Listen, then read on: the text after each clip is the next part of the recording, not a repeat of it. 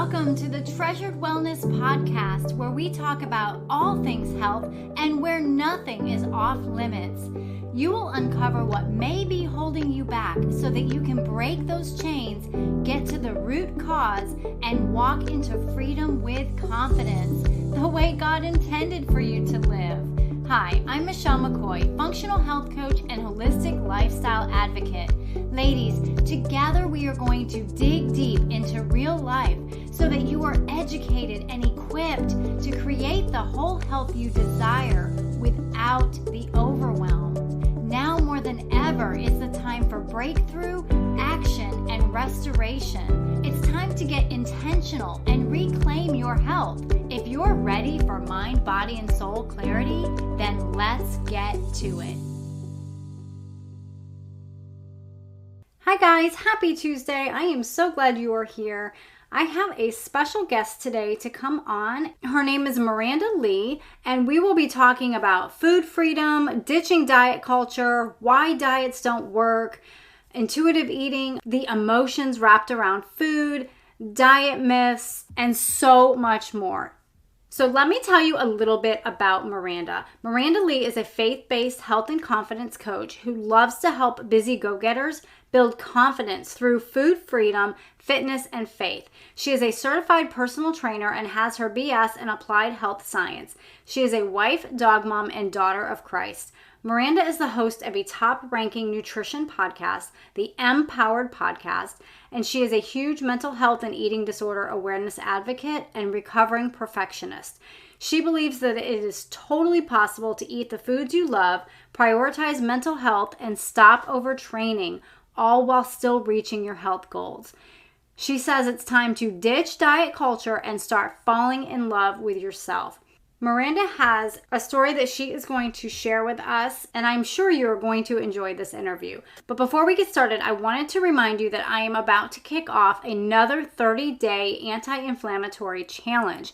This is going to help you to reduce your inflammation and help you to have less brain fog, fatigue, bloating, joint pain, and even cravings. So even if you don't like to cook, this 30-day challenge is so easy to follow because it gives you a meal plan and recipes to help, which is really, really helpful when you're trying to stay focused. So we're getting ready in just a few days to get started. Give yourself 30 days to really focus on you, and your body will thank you for it. So the link will be in the show notes, and we can go ahead and get you started right away. All right, grab your tea or coffee, settle in, and let's listen in on my interview with Miranda Lee.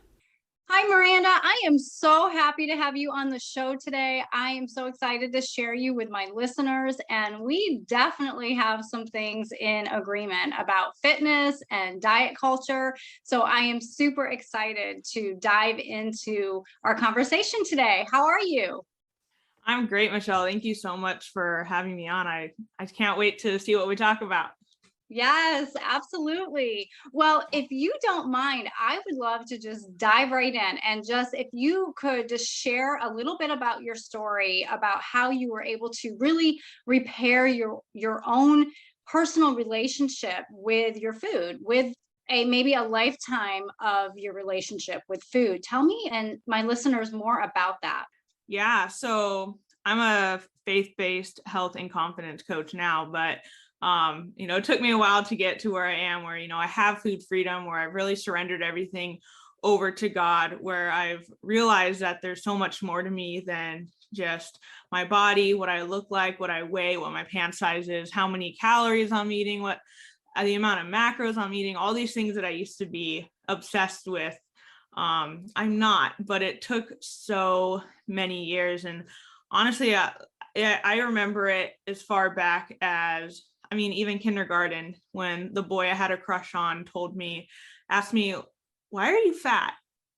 And I was like, oh, so that's when I first realized, being more self-conscious about my body and how much I weighed. And then, in the 5th grade is kind of when I started, just extreme dieting, like only eating like vegetable soup or hard-boiled eggs. And then at recess, I would run a mile every day at recess. And I mean, looking back at it now, and whenever I tell people, they're like, oh my gosh, like that's horrible. But back then when I was doing it, it was praised. There would be the adults in my life, other people saying, wow, you're so disciplined, like you've lost so much weight, like you look so great. And that was kind of the start of my disordered eating habits, which led to eating disorders and just extreme yo-yo dieting that continued like into my early 20s. And I don't know if anyone else, or probably a lot of people can relate, that like I didn't even think anything I was doing was wrong. Like I thought it was normal because I was being praised, because of diet culture, because of what society was saying. And even though I was honestly just obsessed and just miserable, I thought this was what life was supposed to be. So, I ended up struggling really bad with binge eating disorder, and then struggling with orthorexia as well. And, it even went into college when I started competitive boxing, where like your weight is really important. So I'd have to cut 30 pounds for a fight in 6 weeks, and I would do it, and people, would praise me and say like how good I looked and how disciplined I was. And that's where I got my worth from. That's where I thought like these were the things that made me enough, was being the smallest version of myself, was working out for hours and hours a day, under eating, all these things. And that's not what God put me on this earth to do. And, it wasn't until I completely opened up to my husband about it. He was just my boyfriend and fiance at the time, when I noticed his relationship with food was just so normal. What's normal now? Like if he was hungry, he would eat. And if he was not hungry, he'd stop. And it was crazy to me that someone could have a bag of chips in their cabinet and it could last them like a week, and he wouldn't obsess over food. And if he wanted something, he would just eat it until he was satisfied. And then like the fact that he could listen to his hunger cues, I was like, this is a thing? What the heck? So then I started opening up about kind of what I was feeling and the things that I was struggling with, and realized that that's not normal. Counting every calorie. I remember wanting some tortilla chips with my Chipotle order, and I had to do like an hour on the bike first before I had it, because I feel like I had to earn it. And these are just horrible, like it's just a horrible mindset to have. And you don't even have to have like an eating disorder, because these are just disordered eating habits and thoughts that diet culture has really normalized. So it wasn't until, I fully surrendered it over to God. I got help, went to therapy, was really devoted to like reading these like self-help books to help overcome these struggles that I had, and just be patient. And, it took a while. People think that they can undo 5, 10, 15, 20 years of dieting overnight. Like it took years, but I mean, I've never been happier. And I think people are scared that if they let go of dieting, that they'll just let go of themselves and their health. And I think I'm the healthiest that I've ever been, because I've found that balance, and I live in the gray area instead of, having that all or nothing mindset. So that's kind of how I got to where I am today. Yeah. And I really think that we each have that pivotal moment, right? We have that story that affects us when it comes to how we perceive food, how we look at food. Do we look at food as nutrition? I like to say to my clients, like, are you eating to live, or are you living to eat? Because there is a difference. And you don't want to be, living to eat, and then you're just grabbing whatever you want, and it's just like an endless food fest party whenever you want it, when meanwhile your body is showing signs of suffering from the choices that you're making. So I think that that's really important, that you have your story, that you walked your walk through that, so that then you can help other women, and maybe even some men too, go through their journey so that they can find food freedom, really. And I want to ask you your opinion on, because I think a lot of this starts in high school. Yours started even earlier. And I think I think it is trending more towards younger and younger children.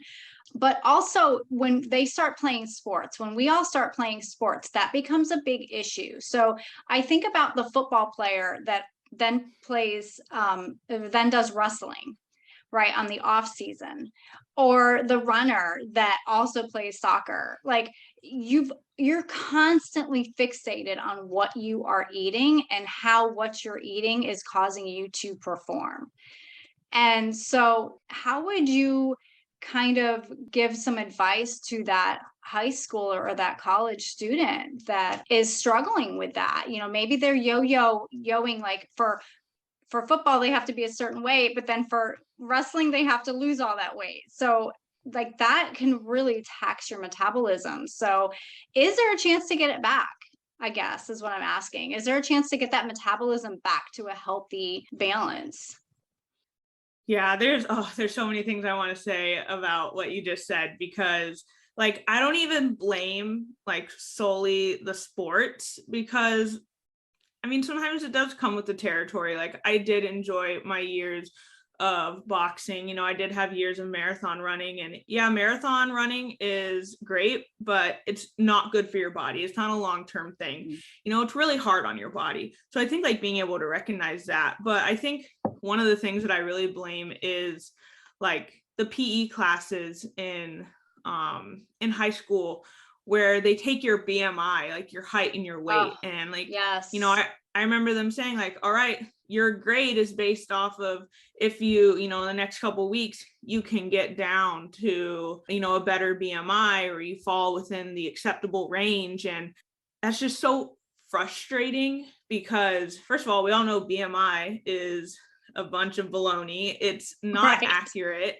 I mean, even these football players too, like these guys are performing and they have to put on muscle. So for someone to like take their height and weight and tell them like, oh, you're obese, like it's not accurate at all. The BMI doesn't take so many things into consideration, like your muscle mass, your genetics, your age, your lifestyle. Like there's so many things that it doesn't take into consideration. So I feel like these are the things that kind of carry over into the sports, where we think, all right, this is what matters.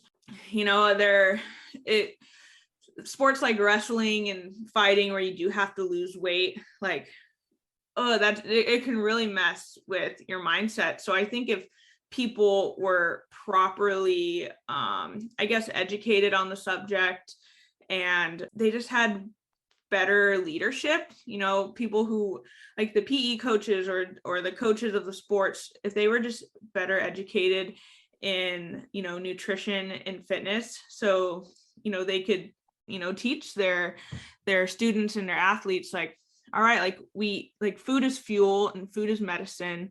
Food is not just calories in versus calories out. That's not what we should be obsessing about. So, I think just kids in high school especially are given the wrong idea, because then we get out of high school or even get out of college and we're not playing 3 different sports. And then we wonder why our body isn't as lean or thin or quote unquote in shape as it was when we were in high school or playing sports in college. Yeah, that's all you did. Like that was literally your life. Like you went to school and then you went to practice and then you went to practice again and then you went to a game. Like that's what your life was. So of course you looked a certain way, maybe you felt a certain way, but now you don't know how to properly nourish your body. You don't know how to work out for health instead of performance. So we just aren't given the right tools. And to answer basically your original question, like, yes, there's hope for our metabolism, but like I said earlier, if you've been doing something for all these years, it's going to take time, and you can't heal these things overnight, and you have to be willing to put in the effort. But a lot of it is really mindset. It's not even really about the food and the exercise. It's about our mental relationship with it. Because if we just see exercise as a way to lose weight or a way to burn off the calories that maybe we ate, and we see exercise as a punishment instead of, celebration of what our body can do, then it's all it's just all messed up in our head. No wonder we have these horrible relationships with food and exercise once we get out of high school or college. Yeah, it is so true. And that's the thing that I love about your message, that there actually is freedom in food. There's food freedom. I can't tell you how many clients and patients that have come to me that have struggled because of a lifetime of food bondage, really bondage all wrapped up into their food, from what their parents instituted, their grandparents being members of the Clean Plate Club. I mean, like, all of that, it's so emotional. Food is so emotional. And so once we break through that, then we are actually able to have food freedom. Can you talk a little bit about that? Yeah, food freedom. Wow, it is the best feeling ever. And unfortunately, when it comes to like food addiction, it's not something you can just give up. Like if you were addicted to alcohol or smoking or anything else, where it's like you can live without it. You cannot live without food. So you're kind of forced to either continue down this path of food addiction and not healing that relationship, or healing it and finding that food freedom. And what it means to have food freedom is not letting food take control of your life. It shouldn't be on your mind 24/7. There shouldn't be any guilt associated with food. And a lot of the main reason why people don't have food freedom is because of what diet culture has taught us. Diet culture teaches us that certain foods are good and certain foods are bad. And there's no such thing as good or bad food. Like, food has no moral value, because I guarantee you, if you were to eat kale for breakfast, lunch, and dinner, you would have major nutrient deficiencies, the same as if you were eating, cupcakes for breakfast, lunch, and dinner. So, And just lots of bloating. Yeah, lots of bloating. Lots of bloating. Exactly. Yeah, and I think there's a time and a place for all these foods. I think there's a time and a place for cupcakes or chocolate or donuts, and there's a time and a place for kale and almond milk and cauliflower rice. And we love we as people love like these strict set of rules, because we think that we can't mess them up. So that's why people are so fast to hop onto diets, because diets say, okay, you can do this, you can't do that. This is a yes, this is a no. You're allowed to eat this food, you can't eat that food. You eat between these hours or whatever. And with food freedom and learning to intuitively eat and listen to your body, it's going to vary day by day. And it really relies on listening to your hunger cues, learning when you are satisfied, when you are full, and more being in tune with yourself individually, instead of like this general like diet that just gives you these strict rules. So I think that's why people are just like, I'm going to do this diet because I can't mess up.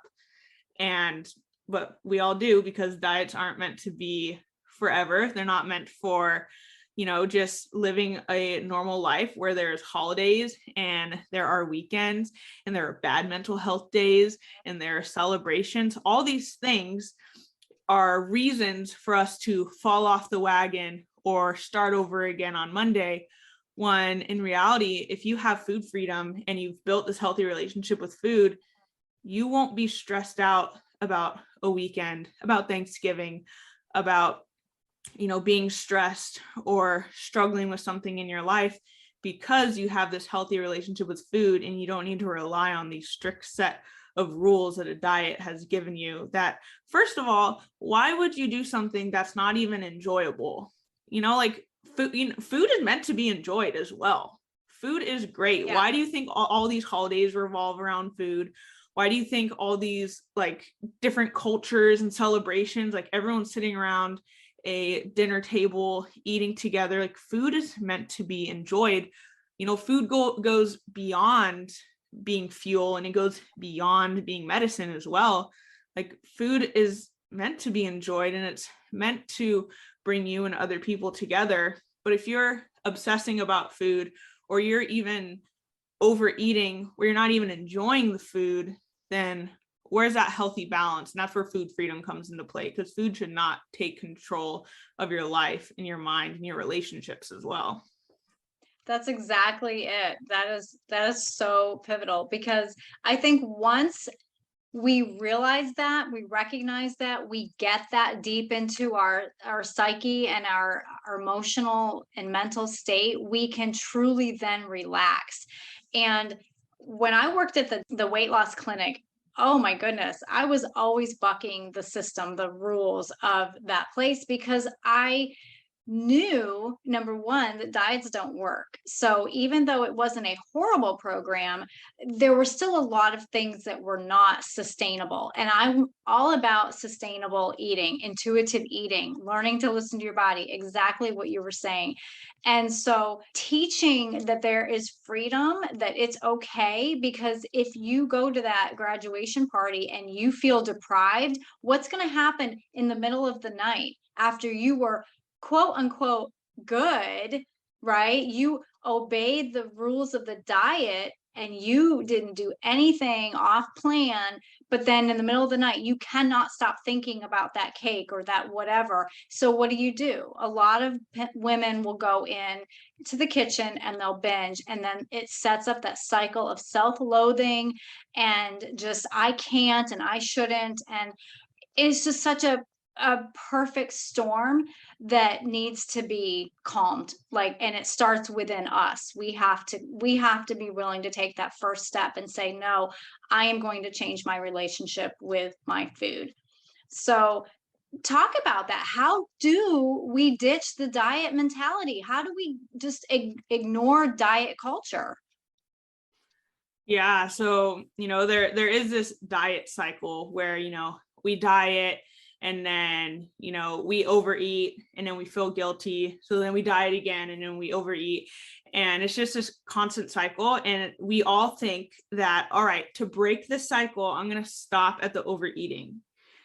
And no, that's not, you can't just go in the middle of this cycle. If you want to break this cycle, you have to stop at step number 1, which is dieting.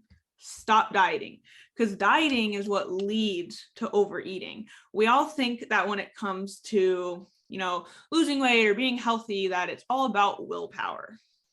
No, it's not. I mean, let's say you have a certain specific goal and there might be a itty bitty tiny percent of willpower, but diets have taught us that it's literally like 99% willpower.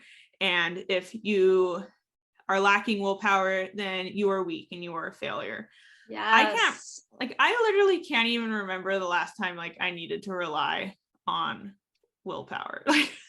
Like why? It's not meant for every day, every meal, everything that you want to eat. So stop relying on willpower. If you want to break this dieting cycle, this dieting binge eating cycle, stop with the dieting. And yeah, like I've said many times, if you've been dieting for 5, 10, 15, 20 years, it's not going to happen overnight. So right. If you've been yo-yo dieting and now you're like, all right, I'm going to ditch dieting and I'm going to stop obsessing over food. Well, guess what? You're probably going to overeat in the beginning, because your body has been taught that, you know what, I'm probably not going to be able to eat later on because I'm probably going to diet again. So your body's in survival mode because you're constantly starving your body and then overeating and then feeling guilty about it. So yeah, in the beginning, when you were trying to listen to your body, you've been ignoring these hunger cues and all these different things that your body tells us for so many years. So yeah, your body doesn't trust you and you don't trust your body. So it's going to take time. But instead of being like, oh man, I overate, I'm trying not to diet and I overate, like, how about the little wins of, hey, I overate, but my body is telling me that I overate. This is a message that my body is sending me. This is a little win. This is what I realized. I think that if I would have, let's say, stopped eating like 1 or 2 chicken breasts ago, or, maybe if I would have stopped after 1 or 2 cupcakes instead of eating 4 or 5 cupcakes, I think I would have been a little more satisfied. So, really focusing on those little wins, because we think that we can hate ourselves into loving ourselves in the future. And that's not how it works. Like if you're trying to teach your kid how to ride a bike and every time they fall off, you're like, you suck. You're never going to learn how to ride a bike. Your kid's gonna be like, all right, yeah, you're right. I don't want to learn how to ride a bike. But when your kid like goes maybe a little bit further, you're like, yes, you got this. You're doing great. Or maybe they totally mess up and they don't even, they get on the bike and then they fall. They don't even move. You're like, it's okay. It happens. You got this. Like, this is what's going to get your kid to learn how to ride a bike. So we need to do that with ourselves. There are going to be days where I guess you can say you mess up. I don't even think it's literally just life. There might be days where you overeat or you fall into old habits, but having food freedom and learning how to intuitively eat, it's all about the journey, where diets have taught us it's all about the destination. I don't ever want to get to like this final stage in my fitness journey because I want it to go forever. And my journey isn't trying to be the smallest version of myself either. My journey has changed with different phases of my life, with things like COVID happening, with me moving, with me graduating from college, with me starting this business. All these things are, I'm going to have different priorities. And, my body might change at different times as well.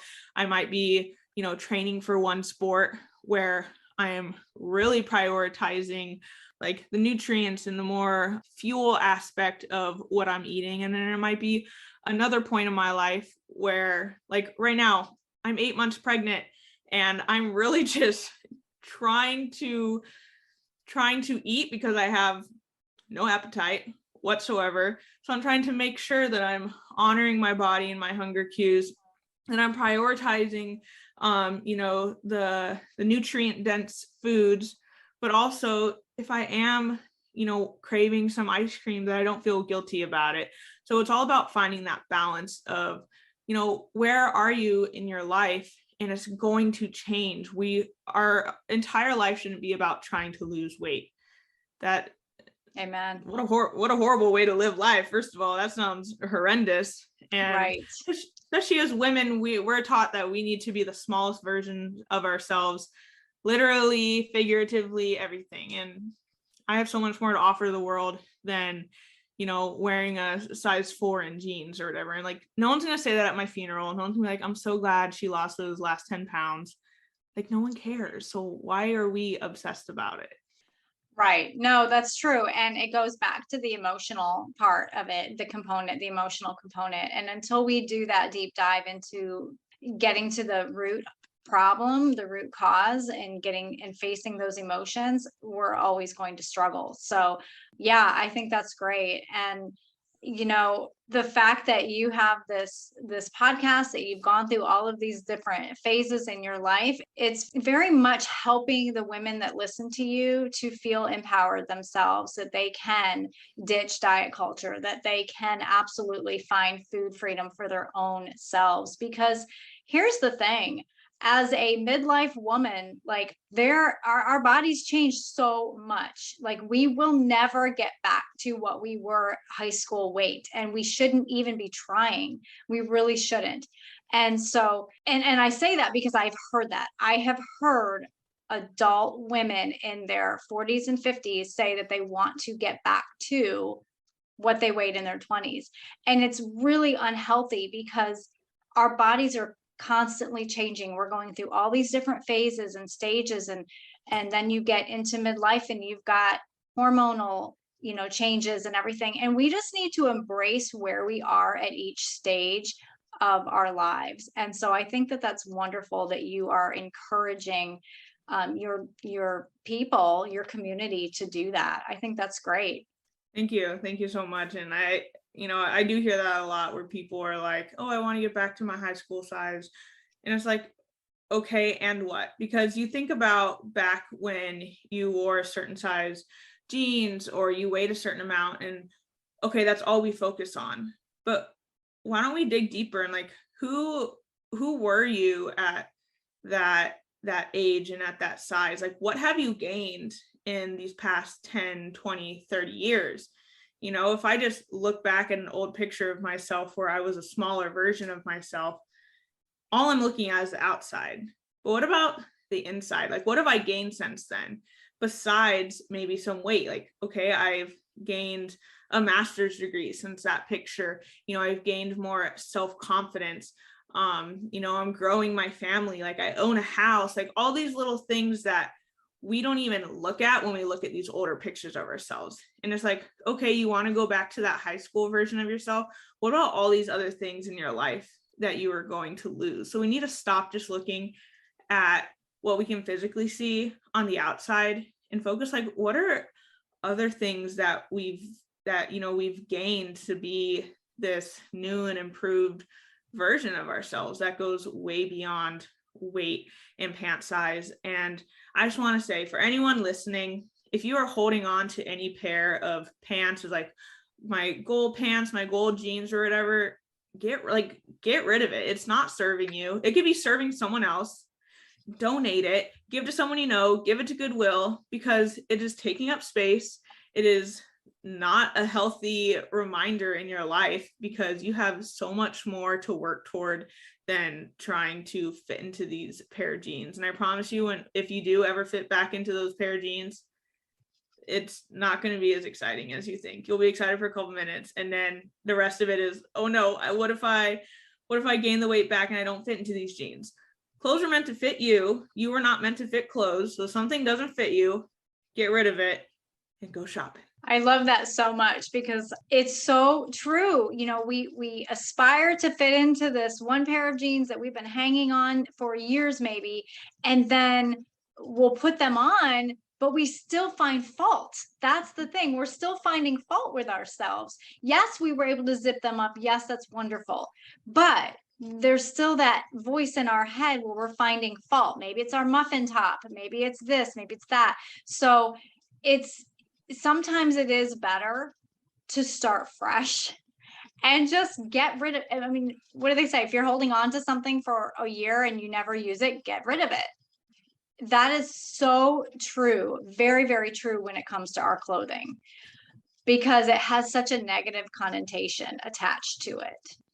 Yeah, it really does. And it's just taking up space physically and mentally. And yeah, once again, this is something that diet culture has taught us. Like I remember like seeing pictures of like a girl trying to button her jeans and she couldn't. And it was like, nothing tastes as good as skinny feels. And all these things that diet culture has just ingrained into our mind that we think is important. So if we want to ditch diet culture, we have to get rid of basically the things that diet culture has been telling us, like to keep that gold pair of jeans. Or have you ever like gone out and you're like, oh, this is a little snug, but it's so cute. I'm going to get it because once I lose those 5 or 10 pounds, it'll look perfect. No, if it doesn't fit you, don't buy it. And right. You know what?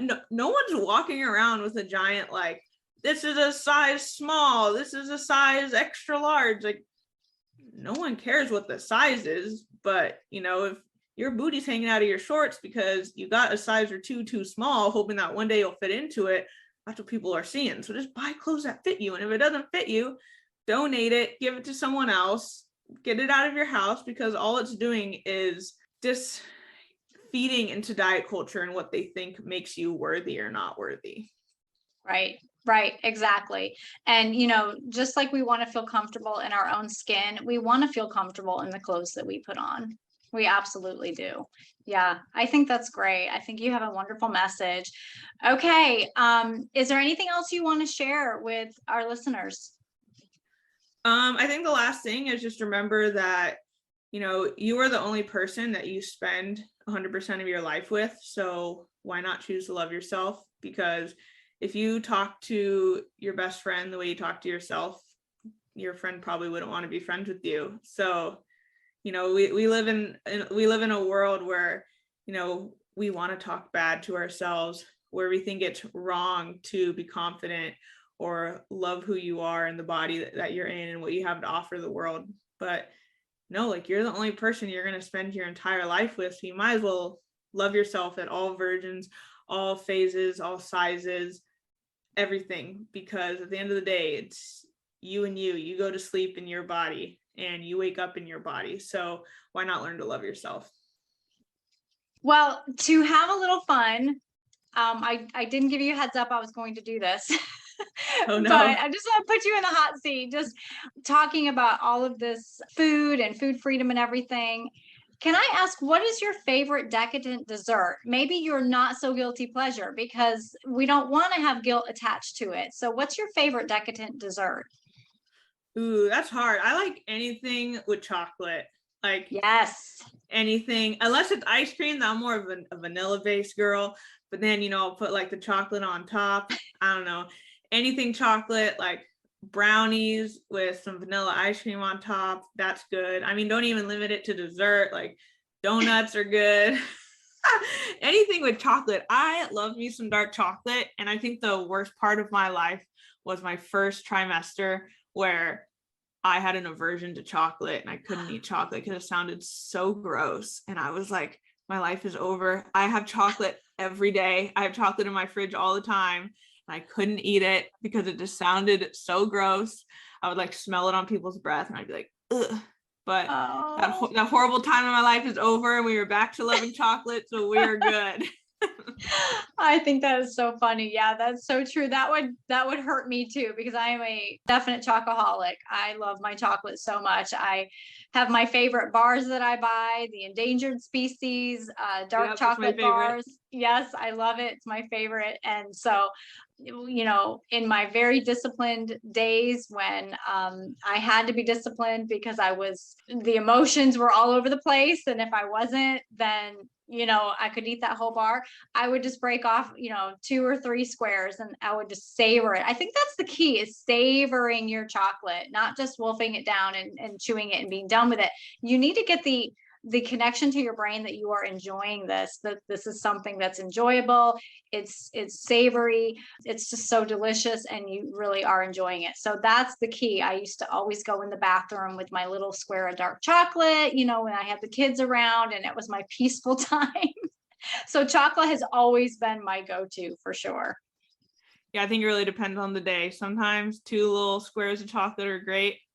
Sometimes half a chocolate bar is great. So whatever my body's telling me.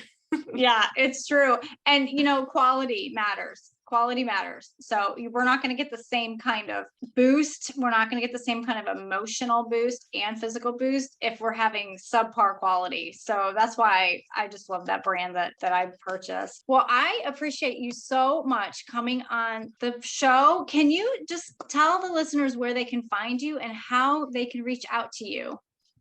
Yeah, it was so great coming on. Thank you for having me. If anyone would like to connect with me, I'm mostly on Instagram at This Is Miranda Lee. My website is thisismirandalee.com, and in my email, thisismirandalee@gmail.com. And then you can also find me on all podcast streaming platforms with the M-Powered Podcast, so M-Powered Podcast. But yeah, you can find all that on my website or my Instagram as well. Perfect. That is wonderful. So yeah, guys, check Miranda Lee out. And thank you so much for coming on the show. It has been so much fun to talk with you. I think we could have talked for another hour, but it was so good. Best wishes on your pregnancy. And you've got 1 more month to go. I know. And it's going to be great. And I can't wait to see pictures. But thank you so much, Miranda Lee. Have an amazing day. Thank you so much, Michelle. Okay, guys, I hope you really enjoyed today's episode. I just want to remind you to keep showing up consistently for yourself and for God, and allow Him to work in you and through you. And remember, you are a beautiful treasure. Let me pray over you. Lord Jesus, we thank you so much for your word and your promises, and how they are true, and how your promises are yes and amen. And we just thank you for that. We thank you for who you are and who you are to us and who we are in you, Jesus. And I just ask for a special blessing over each woman listening, that you will bless her indeed, and that you will make your face shine upon her. In Jesus' name I pray, amen.